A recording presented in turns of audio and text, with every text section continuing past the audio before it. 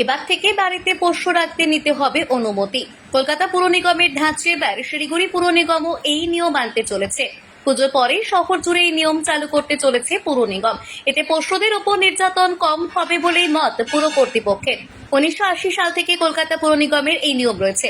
বলা রয়েছে, বাড়িতে যে কোনো প্রজাতির পোষ্য রাখলেই পুরসভা থেকে 150 টাকার বিনিময়ে 5 বছরের জন্য নিতে হবে লাইসেন্স।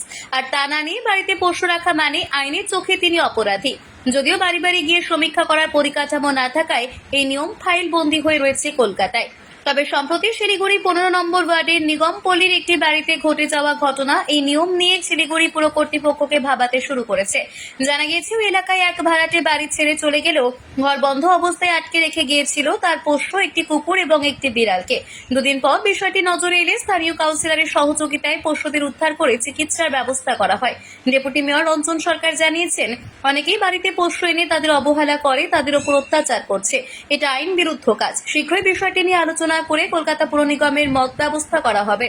যেমন আমারই ওয়ার্ডে একজন ভাড়াটে, তার সে ছিলেন অনেকদিন থেকে, দুটো একটা বিড়াল, একটা কুকুর, দুটো প্রাণী সেখানে থাকতো।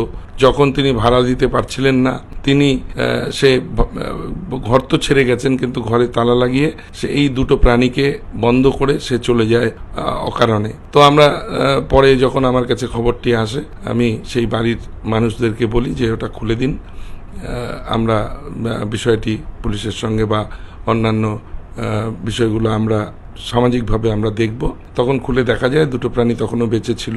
কিন্তু 2-3 দিন যে এই কষ্ট এই প্রাণী দুটোর হলো ঘরের মধ্যে বন্ধ করে রাখা, এরকম ডোমেস্টিক ভায়োলেন্সের বিষয়ে আমাদের কাছে অনেক খবর আসছে।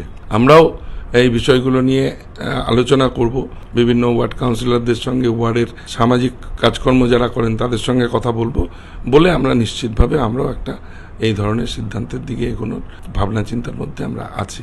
এই লাইসেন্স নিলে পোষ্যের মালিকদেরও সুবিধে রয়েছে। নিয়ম বলছে, পোষ্য কাউকে কামড় দিলেও তার হাতে থাকা লাইসেন্স দেখালেই আইনের চোখে অপরাধী হিসেবে গণ্য হবেন না তিনি। ক্যামেরায় শানু দাসের সঙ্গে মোহন কর্মকারের রিপোর্ট, পাহাড়িয়া Times.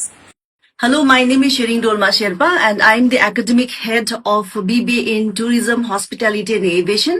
I look after all the degree courses of under the Avalon affiliated with the North Bengal University and Kuch Bihar Panchanbanga University, and also the diploma courses of Hakimpara and Kakurgachi Center. Now, why Avalon? Avalon is into the education industry since 16 years, bringing the holistic development of the students.